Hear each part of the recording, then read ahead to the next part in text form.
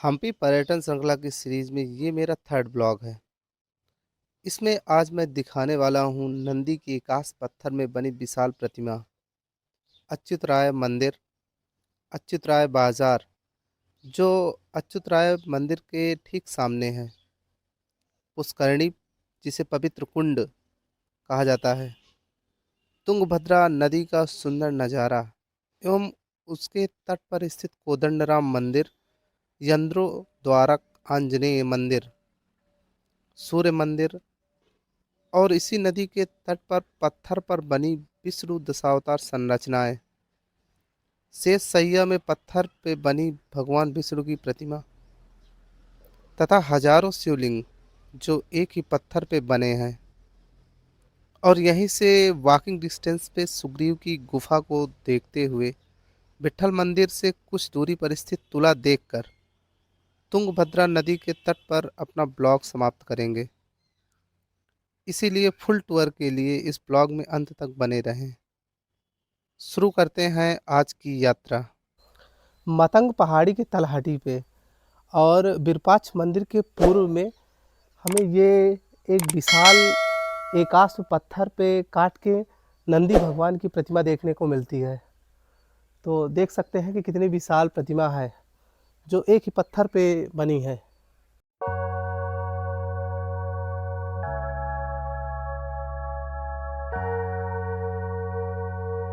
दोस्तों, मातंग पहाड़ी से सटा हुआ अच्युत राय मंदिर भी है, जिसका रास्ता ये है सामने। तो अभी इसी रास्ते से होके चलते हैं अच्युत राय मंदिर।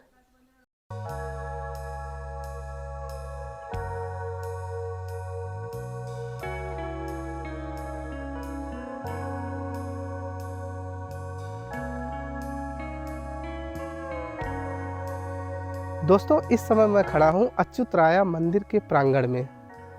इस मंदिर का निर्माण 1534 ईस्वी में विजयनगर साम्राज्य के तहत हुआ था और ये विजयनगर साम्राज्य के तहत एक अंतिम ऐसा प्रमाण है जो स्थापत्य कला मंदिर का उत्कृष्ट नमूना है। तो पीछे मेरे गोपुरम देख पा रहे होंगे, एक गोपुरम ये है और पीछे एक गोपुरम वो बना है और काफ़ी अच्छी नक्काशी यहाँ देखने को मिलती है इस मंदिर में। तो भ्रमण कराते हैं पूरे मंदिर का आपको और बताते हैं यहाँ के इतिहास। यह मंदिर विजयनगर वास्तुकला शैली के मंदिरों में सबसे उन्नत एवं बेहतरीन मंदिरों में से एक था। हालांकि अब मंदिर विघटन की स्थिति में है, लेकिन मंदिर आज भी भव्यता में कम नहीं है। मंदिर में नक्काशीदार स्तंभ देखने को मिलते हैं, जिनमें भगवान विष्णु की मूर्तियां बनाई गई हैं। इस मंदिर में भगवान तिरुवेंगल नाथ की मूर्ति की पूजा की जाती है, जो भगवान विष्णु का एक रूप है और उन्हीं के नाम पर इस मंदिर को प्रारंभ में तिरुवेंगल नाथ मंदिर के नाम से जाना जाता था, लेकिन बाद में इस मंदिर को अच्युत राय मंदिर के नाम से जाना जाने लगा, क्योंकि उन्हीं के शासनकाल में इसका निर्माण हुआ था।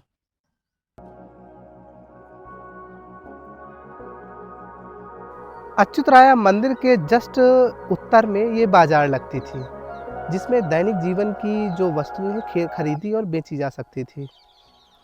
और ये बाजार जो लगती थी वो हर मंगलवार को लगती थी। तो देख सकते हैं कितना चौड़ा मैदान है पूरा।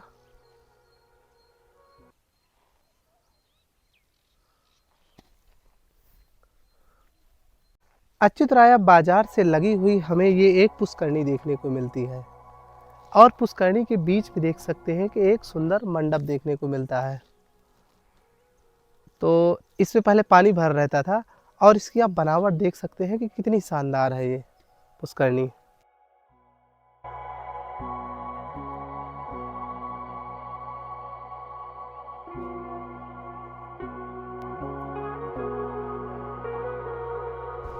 तुंगभद्रा नदी के तट पर जब मैं आता हूँ तो यहाँ पे मुझे 3 मंदिर देखने को मिलते हैं। पहला मंदिर जो देखने को मिलता है वो कोदंड राम मंदिर है।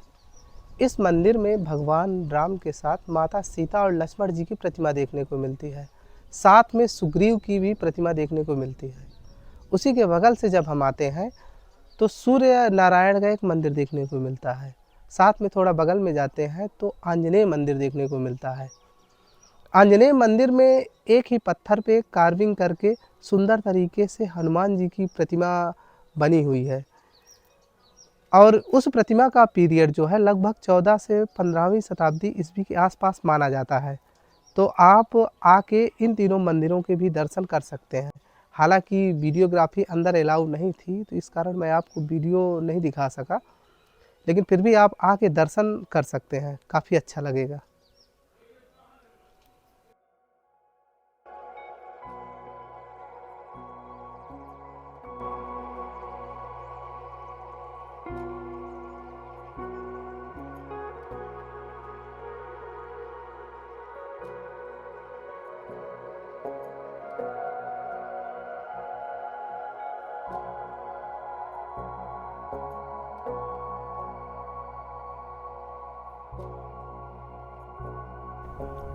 दोस्तों, इस समय मैं तुंगभद्रा नदी के तट पर खड़ा हूँ और आज मैं जाने वाला हूँ पीछे वहाँ उस पहाड़ी पे।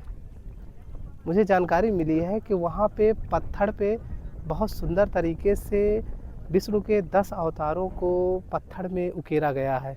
साथ में वहाँ पे पत्थर पे ही हजारों शिवलिंग देखने को मिलते हैं और बहुत सी नक्काशियाँ देखने को मिलती हैं जो पत्थर पे उकेरी गई हैं।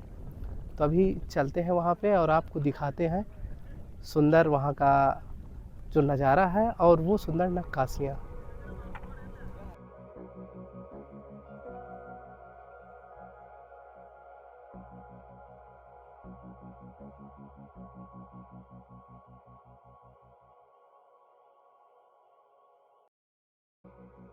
ये कुछ आपको पत्थर पे मूर्तियाँ दिख रही होंगी, तो इनके बारे में बताऊं तो ये मूर्तियाँ एक ही पत्थर पे उकेरी गई हैं और ये मूर्तियाँ भगवान विष्णु के जो 10 अवतार हैं उन्हें दर्शाती हैं। तो ये इस बात का प्रमाण है कि कितना महत्व दिया जाता था पौराणिक कथाओं को विजयनगर साम्राज्य के तहत। और ये जो पड़ती है 10 अवतार संरचना, तो मेरे पीछे दिखाता हूँ मैं आपको। ये पहाड़ी पड़ती है, ये पूरी, और वो नदी है। अभी वहाँ से मैं आया था पत्थरों के बीच से। तो आप यहाँ पर भी आके देख सकते हैं कि कितनी अच्छी नक्काशी की गई है और मूर्तियों को बड़ा अच्छे तरीके से यहाँ पे दर्शाया गया है।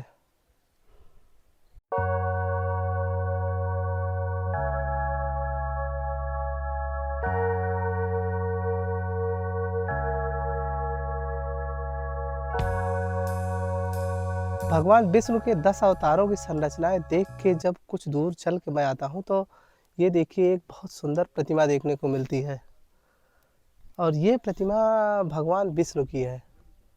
तो ये इस स्टोन पे काट के देखिए बनी है, कितनी सुंदर प्रतिमा है।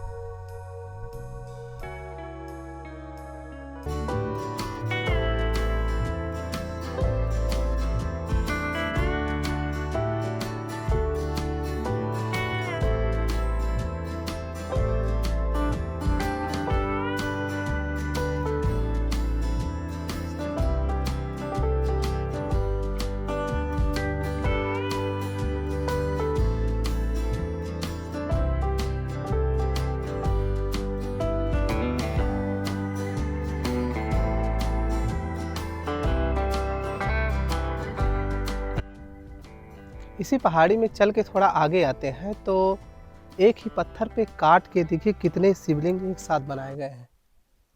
ये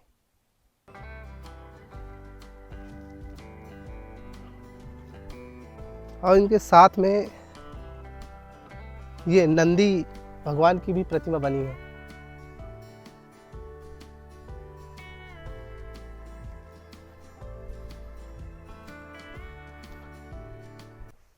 साथ में इधर भी देखिए ये शिवलिंग बने,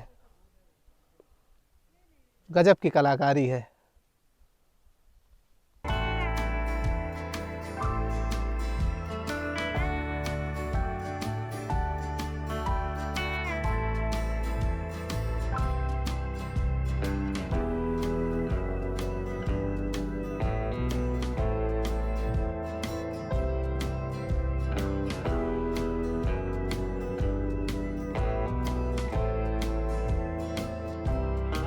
आपने रामायण में किष्किंधा का नाम जरूर सुना होगा।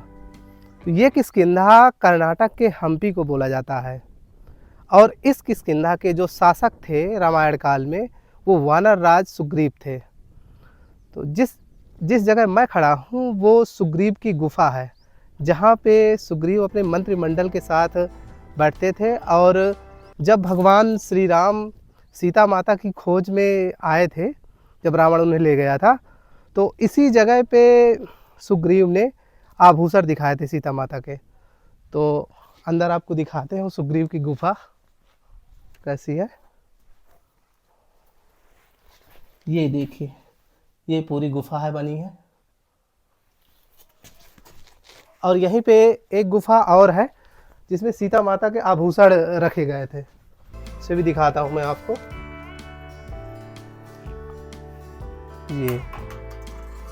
ये गुफा है।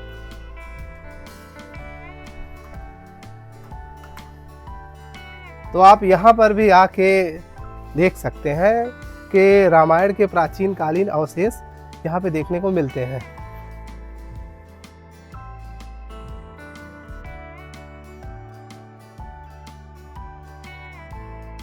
ये राजतुला है।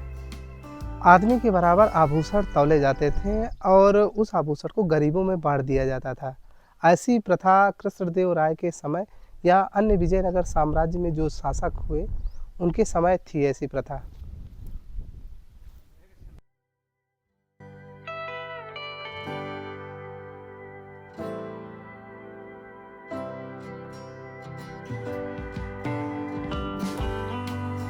दोस्तों, शाम के समय मैं आ गया हूँ तुंगभद्रा नदी के तट पर। तो यहाँ का आपको नज़ारा दिखाना चाहूँ, कितना सुंदर नज़ारा है। तो देखिए मेरे पीछे बह रही है नदी और ये पूरा आपको पीछे पहाड़ियाँ दिख रही होंगी।